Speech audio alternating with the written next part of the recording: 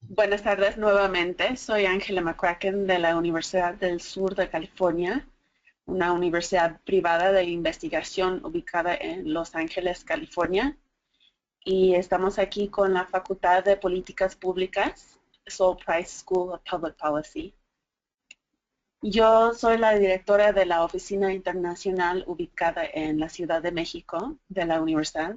La universidad tiene una misión social global, lo cual implica tener una red de oficinas en México, Brasil, la China, Hong Kong, Taiwán, Seoul, Corea y Mumbai en la India, que apoyamos la misión de hacer relevante la investigación a nuestras regiones, tener contacto y aumentar la movilidad de estudiantes entre nuestras regiones y la Universidad en Los Ángeles.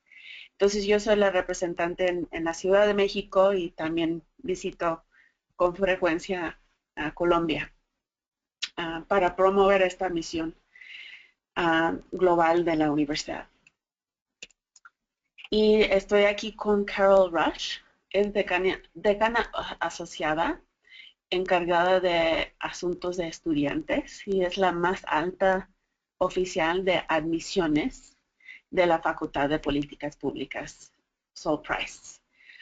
Y ella va a platicar un poco más acerca de la facultad y posgrados en políticas públicas. Esta es la agenda para hoy. Vamos a hablar un poco de qué es la Universidad del Sur de California para quienes no la conocen. Qué son los posgrados en asuntos públicos, qué es la Facultad de Políticas Públicas ubicada en el sur de California y oportunidades de becas para estos posgrados y cómo solicitar. Entonces, voy a pasar el micrófono a Carol Rush. Va a hablar en inglés y yo estoy a sus órdenes también para contestar. Si tienen preguntas, pueden mandar preguntas en inglés, tanto español, y vamos a contestar preguntas al final de la presentación, que estimamos dura 40 minutos la presentación y luego vamos a leer y contestar todas las preguntas al final. Muchas gracias y bienvenidos. Gracias por acompañarnos.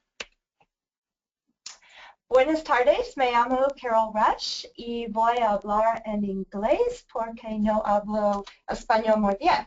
What I'm going to do over the next 30 minutes or so is to show you a picture slideshow of the University of Southern California, the Price School of Public Policy, and Los Angeles. So to get us started, the University of Southern California is the oldest and largest private research university in the western part of the United States. We were founded in 1880 and enrolled 42,000 students. 18,000 students are undergraduate students and 24,000 are graduate students. In addition, 9,700 of our students are from foreign countries, making USC the university that enrolls the second largest number of international students in the United States. Next slide. USC is a member of the Association of American Universities, an association of 62 leading research universities throughout the United States and Canada. Next.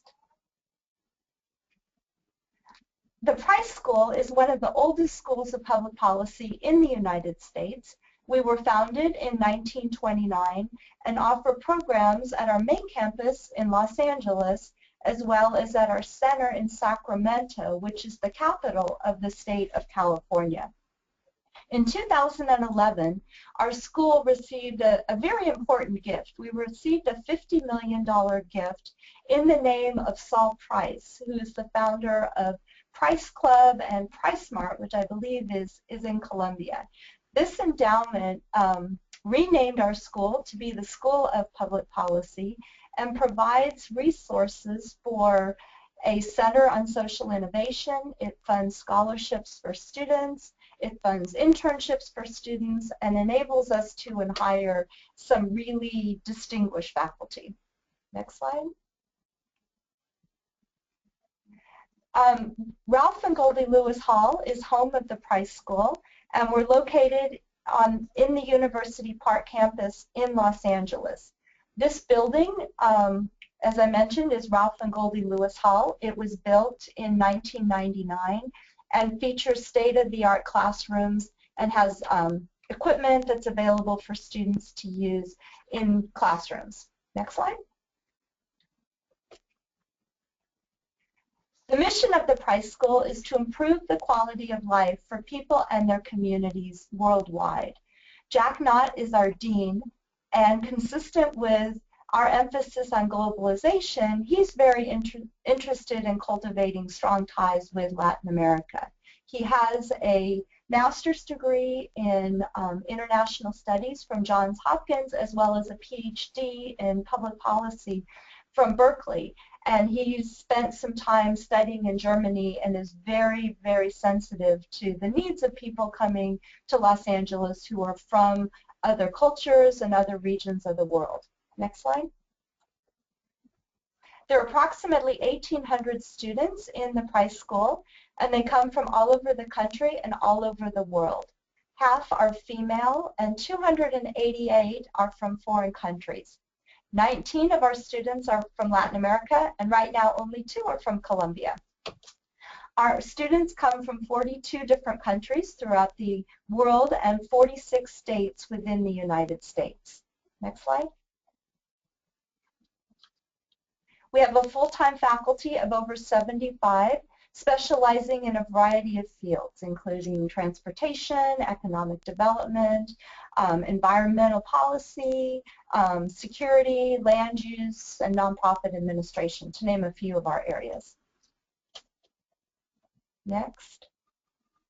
Our faculty are teachers, prolific writers, and serve as advisors to our elected officials. Next slide.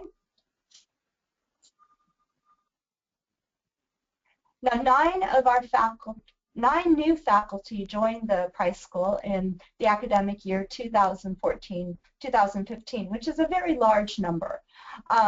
They add considerable depth in the areas of public administration, public policy, health policy and management, and urban planning. Next slide. And they also add breadth in some of the specialty areas such as aging, labor economics, applied microeconomics, and seaport policy and management. Next slide. We offer core master's degree programs in 6 fields, and in addition, we offer an undergraduate degree, 2 PhDs, and several executive programs. Next slide. Our programs have been ranked number 6 in the most recent rankings of U.S. News and World Report in the Public Affairs Program rankings. We also rank highly in many of these specialty areas which are listed on this slide. Next. The next part of the presentation, I'm going to focus on a brief description of each one of our academic programs, and then if there are specific questions about any of them, we can deal with those at the end. The Master of Planning program enrolls about 150 students, and it provides students with a core knowledge of underlying key forms and applications of planning. Now, each one of our master's degree programs focuses on theory as well as practice, and each program has a practical application component, or at least one practical application component, that allows students to apply what they're learning in a field setting. So in the urban planning program, there are several practical application components. One is an internship, and students complete a 400-hour internship as part of the program. They also take 2 planning studio courses, which are courses that focus on a particular project for an organization. These can be done here in Los Angeles, or they might be done abroad. And at the end of the course, the student is able to put forward some recommendations for a particular organization. And when the student's looking for a job, they can go to a prospective employer and say, listen, I produced this set of recommendations for the housing authority for the city of Los Angeles, as an example. And then the third area of practical application has to do with the comprehensive exam. And at the end of the program, all the students assemble into a room, and a client comes and tells the students that they would like their recommendations on how to develop a particular site. Students have 3 days in which to produce this report. They visit the site, and they focus their report on the area of specialization that they've pursued in the program. So for example, if you're studying transportation, you would make sure there's the appropriate transportation systems for this area that's going to be developed. If you're interested in economic development, you would focus on making sure that there's enough business and enough money coming in to support the citizens, to give you a sense. Next slide. The companion degree to the planning program is the Master of Real Estate Development. This program does require 3 to 5 years work experience, and this is a 1-year program. And like the Master Planning program, it too does a comprehensive exam which focuses on the development of a site. However, the students in the real estate program will be focusing on the design of real estate development, how do you finance it, and the policy implications of it. Next slide. We're one of the few schools to offer both the master's degree in public policy as well as a master's degree in public administration. The way we differentiate the two is the Master of Public Policy is the analytical degree, and a lot of times the students in this program are answering the question of why and how. And so students learn a lot of quantitative skills as well as qualitative skills to make an assessment about the effectiveness of certain policies or the expected effectiveness of a new course of action. The practical application component for the Master of Public Policy is a year-long practicum, and students are divided into teams of about 5 students, and each team will work with a client. So if you're interested in nonprofits, you may be working with the American Red Cross. If you're interested in government, you may be working with the City of Los Angeles. If you're interested in the private sector, you might be doing some work with a consultant. So there's a lot of variety among the clients. Some of the clients are also abroad. This past year we had, I believe, 2 clients in Mexico. So the students spent some time in Mexico over spring break working with the client down there. Next slide. The Master of Public Administration is a little bit different than the Master of Public Policy in that it focuses on management and leadership. So students in this program are taking courses in institutions, public finance, human resources management, program evaluation and project management. And there's, as you can imagine, there's a lot of overlap between the 2 programs. And so in the Master of Public Administration, one of the areas students may want to emphasize is public policy, and vice versa with the MPP. And to not thoroughly confuse you, but MPA students can also pursue a certificate in public policy if they want to get more in-depth training in analysis as well as management and leadership. And similarly, students in the MPP program can earn a certificate in public management to get the management and leadership skills. The practical application component of the MPA are 2. One is an internship, and that's a 300-hour internship. And then the other is, like the MPP, the students have a semester-long practicum where they work in teams of 4 or 5 on a particular management project for a client. And one of the advantages of all of these is that the students are, upon completion of the program, are able to go out to their prospective employer or their current employer and say, listen, I studied in Los Angeles, I completed these programs. As part of it, I made these recommendations for these organizations, and you're able to point out to the prospective employer the effectiveness of your organization, of your recommendation. Next slide. We have a brand new degree, and we just started this program this past Monday, which is a master's degree in nonprofit leadership and management. We have 14 students who started this program, and they come from a variety of backgrounds. Some have experience in working for nonprofits, doing fundraising, working for foundations. Others are straight from undergraduate school. This is a one-year program, and it's a cohort program, so the students are going to be in their classes together.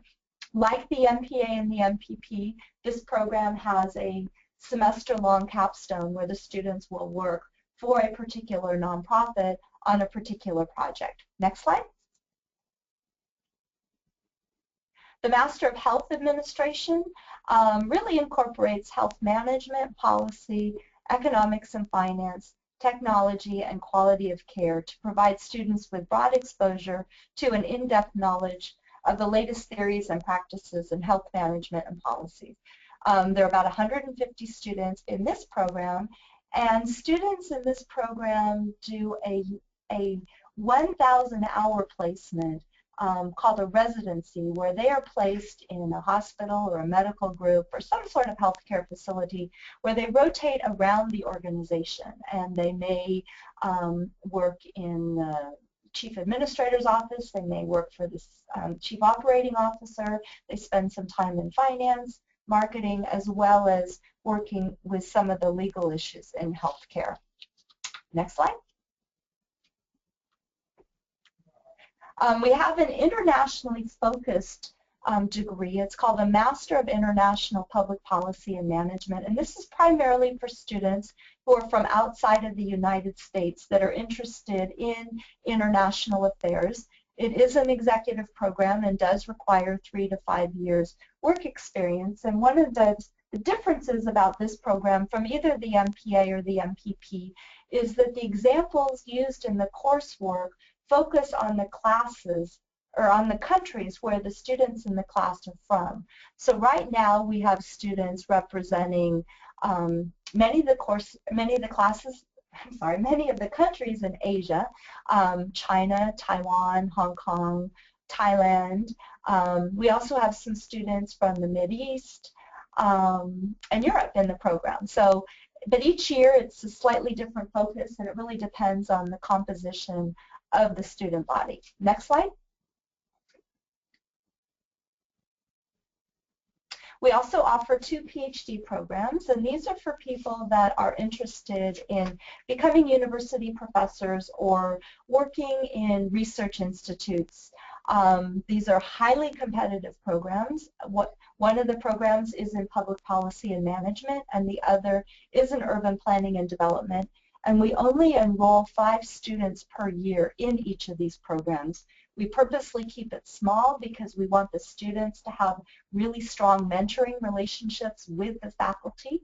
As part of the program, students will complete both a teaching and a research seminar so that they're prepared to go out and be university professors. So they've had the experience doing both research and teaching.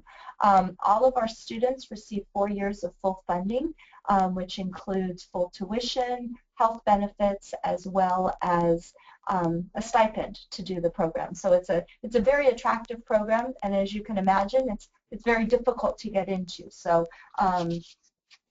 students' academic backgrounds play a big role in the admission of students. Next slide. And we also have an undergraduate program. About 1/3 of our students are in the undergraduate program, and we offer tracks in 5 different areas: in health, in nonprofits, in public policy and law, in real estate, and in urban planning. Students in this program can spend a semester abroad. They can spend time in Washington, D.C. When I was in Colombia with Angela a couple weeks ago, or about a month ago, we were in discussions with Universidad de Los Andes about creating some exchange programs, and we've agreed in principle, and this is working its way through the legal offices of both institutions. So we're really looking at creating more opportunities for our undergraduates abroad. Next slide. Now, in addition, we offer some other programs. We have a brand new program coming on board this fall, which is a Bachelor of Science in Real Estate Development. We also have a professional doctoral degree, which is the Doctor of Policy Planning and Development, which is for people that are interested in doctoral education, but from a professional practice perspective as opposed to a research perspective. And these students usually have 15 to 20 years experience in either government or nonprofit or in the private sector. We have an Executive Master of Health Administration program, which is offered solely online. We have an Executive Master of Leadership program, which is offered on campus. And then we have a Master of Public Administration program, which is an online program. Next slide. Now, globalization is really one of the major strategic initiatives of the Price School. As I mentioned, Dean Knott has a lot of interest in international affairs, and so we have many things that we've created since his deanship. I mentioned the specialized master's degree, but we also offer teaching labs. This summer we're offering them in China. There's one in Brazil going on right now, and next week we are going to be starting one in Italy. We have a four to 6 week program, which is new this year, which is a summer program on the Rhine for people interested in comparative public administration. And then we have exchange programs with a variety of universities. Next slide. Now, I mentioned the labs, and they're really one of the unique foci of the Price School. We offer them in 3 locations each year. One is always in Brazil, one is always in China, and then the other is somewhere. Last year it was in Ireland, and this year it is in Italy. And the way these labs work is students take a 1-unit course in the spring semester and learn about the issue and the region that they will be visiting, and then spend 2 weeks in the summer in the country that they've been studying. And when they are in the country, we have a partnering institution as well as a client that the students from USC, Price, as well as partnering institutions will work together for this client on a particular topic. So in Rio, we've been looking at the economic effects of Brazil hosting both the Olympics and the World Cup. And one of the things that they want to do with the revenue from those 2 sporting events is to improve the quality of life for people who live in the favelas.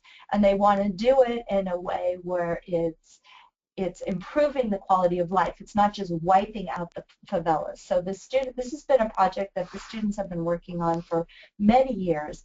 And so they've been researching other countries and cities that have held major sporting events. They've also been researching countries that have had major slum areas and have shown improvements, in the quality of life and the living conditions there. This summer, and right now, we have a lab going on in Beijing where students are looking at assisted living facilities for the Chinese. And then in Italy this summer, they're going to be focusing on local government. So next slide. Student affairs. I oversee student affairs in the Price School, and that includes the recruitment and admission. So you at least have the opportunity to hear me speak. So if you do decide to apply to the Price School, you know who I am.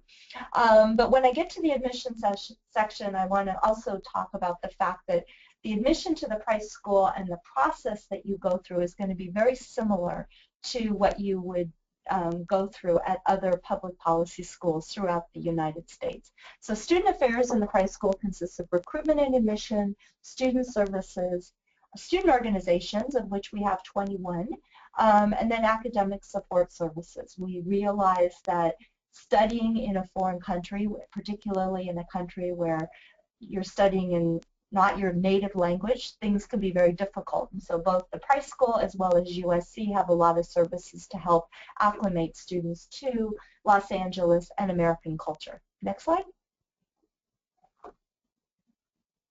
Career services is one of the most favorite parts of being a student in the Price School. We do have our own career services office with 4 full-time employees, and they assist students in career advisement, helping them find internships, and helping them get prepared to get a really good job when they graduate. Next slide. Research is the hallmark of the Price School, and the research that we're doing really is applied research that is having an impact. We have many different research centers in the Price School. They're listed on this slide, and I'm not going to go into them. You can visit our website to learn more about them. But I will say that in each one of these centers, what's going on is really influencing public policy within the U.S. and throughout the world. Next slide. Now, I mentioned research with impact. The Price Center for Social Innovation a year ago held an urban poverty conference here on the USC campus, and they explored new policies, programs, and practices to help end urban poverty. They had many of the experts throughout the U.S. here. The Price students were very engaged in this. So that's just one example of the type of research that our faculty are doing. Next slide. Another area is in the health area. I'm sure you've heard of Obamacare and the Affordable Care Act, and you may not realize that this is not a popular topic among many in the United States. So a lot of what our faculty are doing is running a series of symposia on the Affordable Health Care Act to help Americans understand what the benefits are and how to sign up for this. What's going on in California with respect to managed care is very different than what's going on throughout the rest of the country. And so in some ways, California is really a leader in the implementation of this act. Next slide. Another area has to do with the nonprofit and philanthropic area. Jim Ferris, who's in this particular slide, he was in Washington, D.C. and earlier this year testifying to Congress about some initiatives to fight poverty. Next slide. And then impacting public policy. We had an event on campus earlier this year where we had former Secretary of State Condoleezza Rice come talk with the USC athletic director about athletic governance and how that there needs to be some controls with respect to governments of college sports. Next slide. And then you may know of Arnold Schwarzenegger, who's the actor and the former governor of California. He gave our school a $20 million gift several years ago to establish the Schwarzenegger Institute on State and Global Policy, and he does a series of symposia each year addressing issues that affect really national and international politics. And the panel that they did this past March was urging Congress to keep after-school funding, which we learned subsequently that they did. So that's the sort of impact that we're having here. Next slide. And then finally, I just want to mention our students. And our students are extremely engaged in the community. This is the second year that they held the Students of Color and Allies Policy Forum, which brought together people of different races, ethnicity, and class to address some of the struggles that are going on in Los Angeles, in the United States, and throughout the world. And I will tell you that it took place on Good Friday, which was also the first day of Passover, and they had over 75 people at the hotel across the street to engage in this discussion. So if this is an area that you're interested in, it is something that the Price students are extremely interested in. Next slide. We recently announced the establishment of a new spatial analysis lab, so if any of you are interested in urban planning, we have basically the opportunity for you to use GIS and some of the other software that's available in helping you do your classwork. Next slide. And then the final thing I want to mention with respect to students is we have a student academic journal. And if you're interested in writing and seeing your work published, you can certainly submit articles for this journal. And if you're interested in seeing what's been done before, you can read it on our website. Next slide. Now, a little bit about the University of Southern California. Our Parklight campus is located in the heart of downtown Los Angeles, and many of its buildings have been used in familiar films. Next slide. The campus features distinctive architecture and ivy-covered buildings. And next slide, and lots of green space. One of the best ways to spend a Saturday in the fall is to watch the USC Trojans play American football. And if it's not a sport you're familiar with, it's something that USC loves. The Los Angeles Coliseum, which holds about 90,000 people, is located right across the street from USC. Our colors are red and yellow, or cardinal and gold, and so what the USC students and alumni do prior to the game is they go to McCarthy Quad, they're dressed in cardinal and gold, and they have lots of picnics, and it's a really fun way to spend a Saturday and get to know your fellow students and alumni. Next slide. Los Angeles is a city rich in cultural and ethnic diversity. Over 200 languages are spoken in the Los Angeles Unified School District. And there's a lot to do in Southern California that's very close to USC. Disney Hall, home of the LA Philharmonic, is located up the street from USC. Next slide. Universal Studios is 20 minutes away. Disneyland is less than an hour to the south. And just up the street from USC is Staples Center, which is home of the Los Angeles Lakers, Clippers, Kings, and Sparks. There's also a new development called LA Live, where there are lots of outdoor restaurants, cafes, movie theaters, a bowling alley, just a lot of fun things to do, which is only about a 5-minute bus ride from USC. Next slide.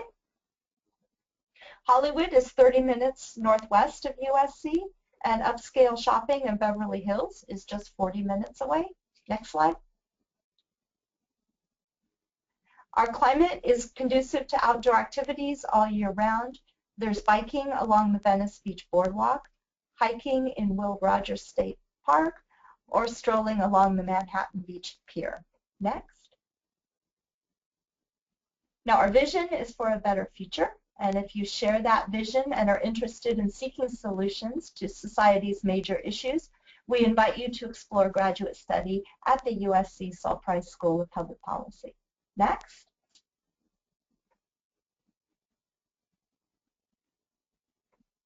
Angela, do you want to take it from here? Great. Yes. Thank you, Carol. Now I'm going to talk a little bit about fellowship opportunities. We're focused on graduate programs. So you have different funding for a master's or a PhD. One source of funding is from the university.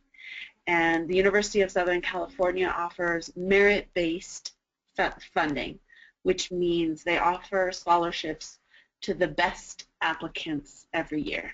Because it's a private university, we can award scholarships to the best candidates from all over the world without regard to the country that they come from, just their academic quality, which will be your academic records, your test scores, your application, your essay, and the letters of reference that you earn. Now, for a master's degree, fellowship funding is very slim in general. It doesn't cover everything. So usually you have to put together a couple of different sources of funding. So you might win an award from the university, and as well as go to Fulbright, who's hosting us today, to get the very prestigious Fulbright Award, or go to Colfuturo for the Beca Crédito, or Colciencias for support from a government. There are other foundations that support either Colombian students studying or people studying in a certain area. But those are the three big outside funders for Colombians. And then for the PhD, we offer full funding, which is all tuition, living expenses, and medical insurance, which is enough to live on in Los Angeles. So for master's students, because there's not as much funding available, we have done an agreement with Colfuturo, which offers a joint scholarship.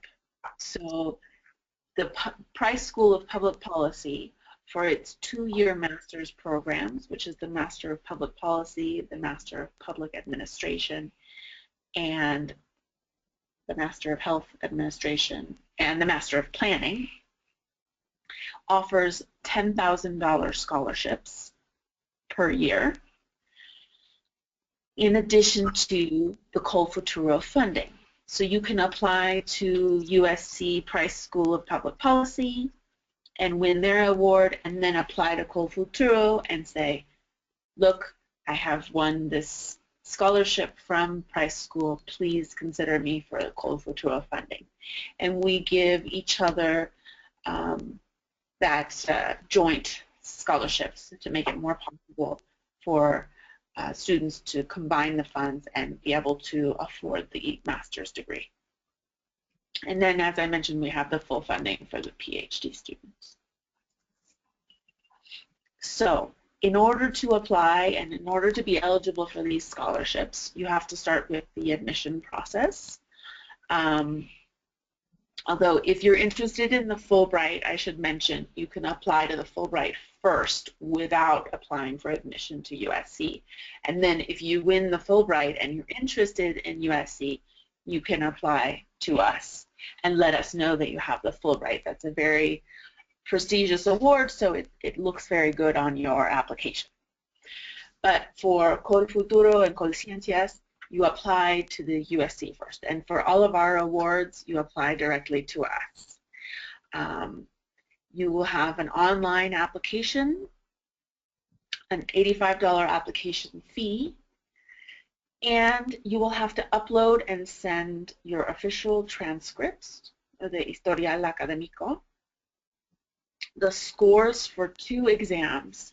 One is the GRE, the Graduate Record Examination. We'll talk a little bit more about that. And one is the TOEFL or IELTS for your English capabilities, and I'll talk a little more about that. And then you'll upload your resume, your essay, stating why you want to study at the Price School of Public Policy, and 3 letters of recommendation and a writing sample. The financial statement you can leave off for now because you can be applying for the fellowship and applying for Colfuturo and applying for Fulbright, so you don't have to show that you have the financial means immediately with your admission. You need to show the financial means in order to get the visa, the student visa to study in Los Angeles. So just some tips for admissions.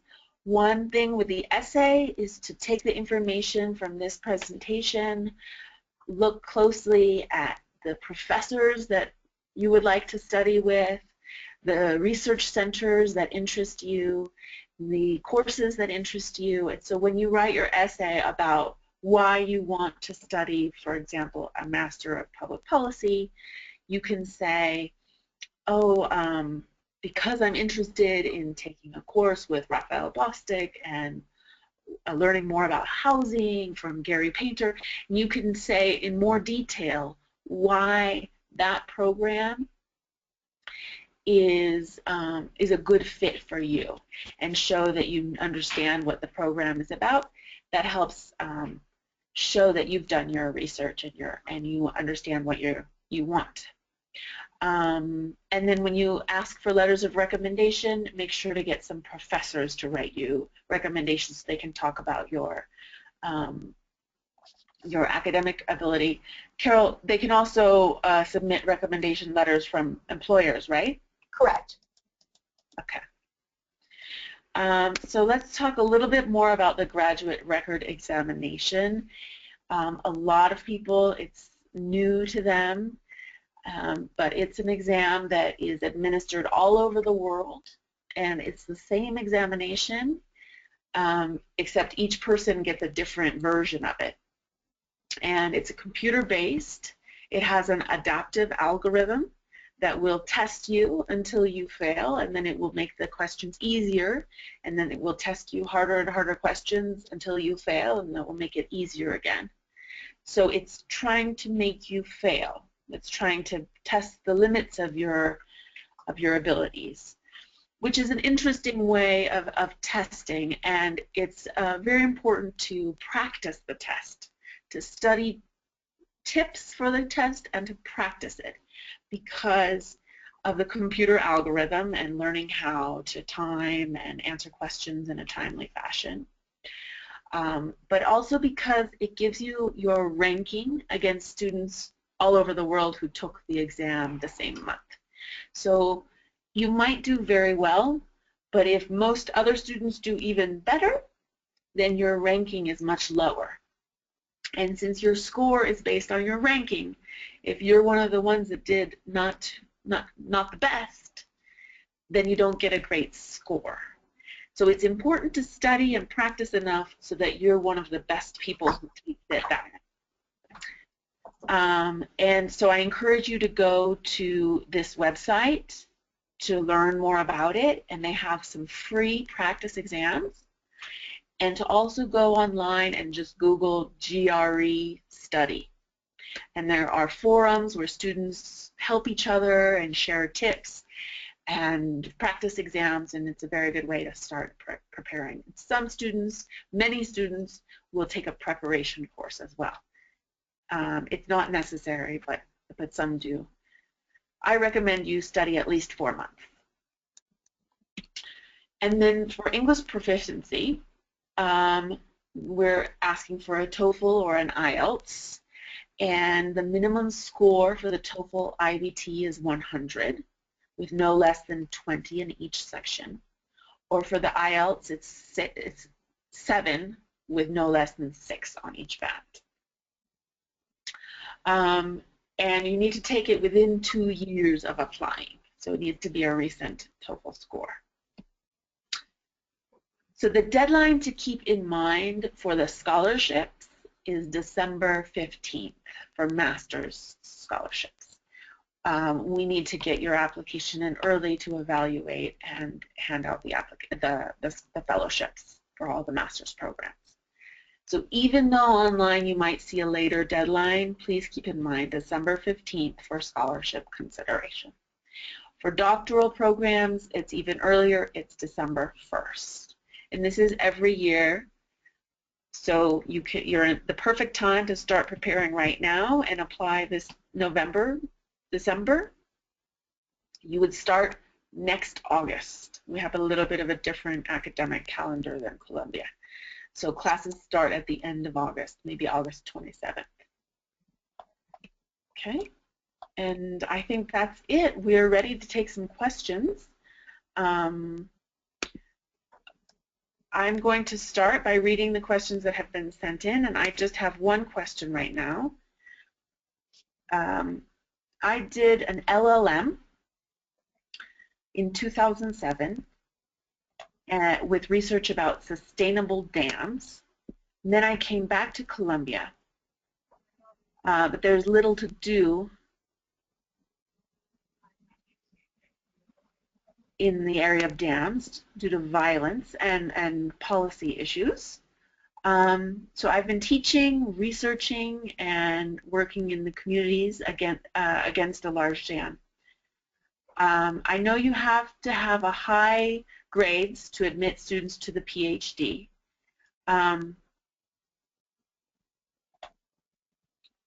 Do you think that the program is right, is a good fit to help here with better policies on development based on biodiversity rather than mining? It sounds like you have an interesting question and an interesting problem. Yes, we have faculty who work on issues of sustainable development and public policy. You would find some of the best researchers on those issues, from everything from infrastructure to how to get public policy passed. So if you want to do the PhD program, my recommendation is to look closely at the profiles of the faculty members in the area that you're interested in and see if there's somebody that you would like to study with. This will be a person who will mentor you for 5 years probably. So if you're really interested in their research and what they're doing, that would be a good fit. And so then you look at all the requirements for the application and start preparing your exams, and your essay will be very important. You'll be proposing an area of research, and all of your letters of recommendation should come from academic people. Just so you know, just because you did an LLM doesn't mean you can't do a master's. So if you're not ready, or if your scores aren't high enough for a PhD, you might consider the Master of Public Policy. That could be an option, and it's a little bit easier to get into. Do we have any more questions? Oh, yes, we do. Do you want to add anything, Carol? No, the only thing I would add is some faculty on our website to look at if for the person who did ask that question is I would look at Genevieve Giuliano, Adam Rose, and Marlon Bornett. All of them are very involved in infrastructure type work and could help guide the student to his interest in sustainability and dams. Thank you. That's very helpful. Okay, we have another question. Is there any age limit for the PhD program? Do you want me to answer that? Sure. Okay. No, there's no age limit. In fact, USC law prevents us from any sort of age discrimination for any of our programs. So, and we're very, very conscious of that. So, no, there's no age limit for doing the PhD program. Okay. We have another question here from somebody who applied last year to the Urban Planning and Development PhD and was not admitted, and they would like some advice if they're going to apply again this year, if there's any general advice or information about urban planning and development. One of the things I would encourage that person to do is go to our PhD website, as we do have some kind of statistical information on the profiles of the students who started the program. So look at the average GRE and look at the GPA, and if it turns out that the student's GRE is much lower, I would take the advice Angela gave earlier and do some prep courses and really study for that, because that is a very important factor and a good predictor of success. The other thing to look at is when you go back and look at the application you submitted before, is did you write it from the perspective of wanting to study with a particular faculty member? And that is really important to do. So if the GRE scores are high and the grades are high, I would just pay very careful attention to making sure that your essay and your experiences align with one or two of our faculty members. Great, thank you. And another question is, do you know the rate of acceptance in the PhD program? It's pretty low.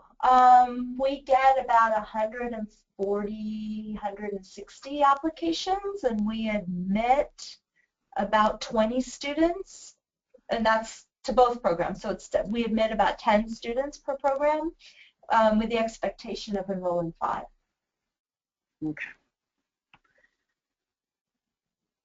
Do we have any more questions?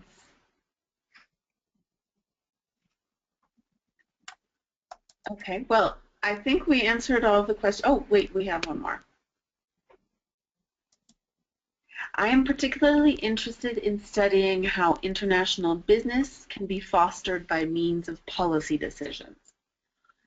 Do you have any faculty members to recommend on that issue?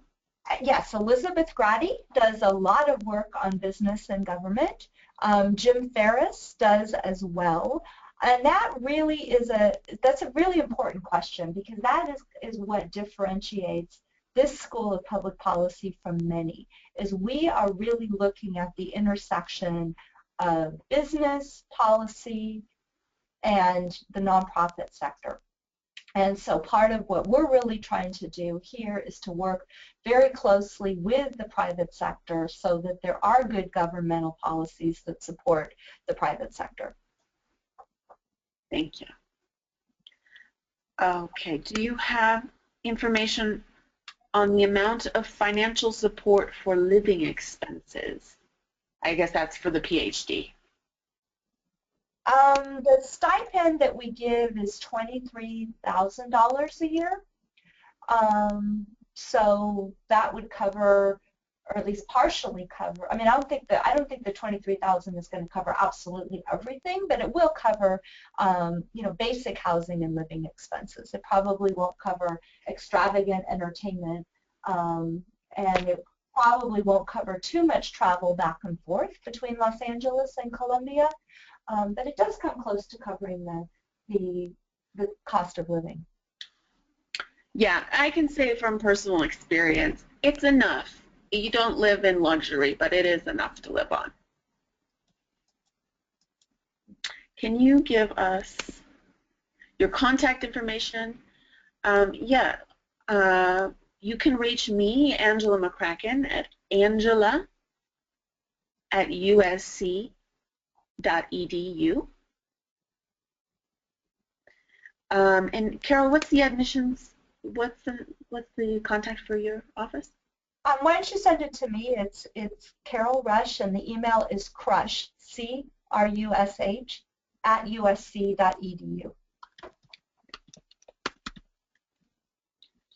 Okay, I'll just send it in the questions so everybody can see. Okay. Okay, at this point here from Fulbright, I want to thank Angela and Carol for giving us such a great presentation. It looks like we took up the whole hour and you guys had some great questions, which they were fully prepared to answer. I'm very impressed, and I myself learned a lot from the presentation today. So from Fulbright, I would like to thank these ladies from USC Price for taking the time out of their busy schedules to give this presentation, and for the attendees for taking the time out of your schedule to listen to what they had to say. If you have any general questions about studies in the US, you can contact me, Carrie O'Brien.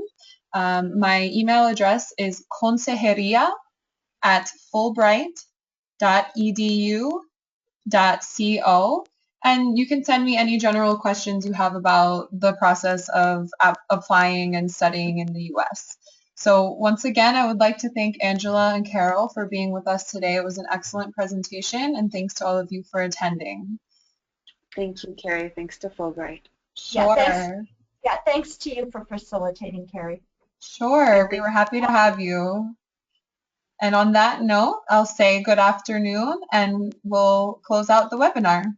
Okay. Thank you, everyone. Thank you. Bye.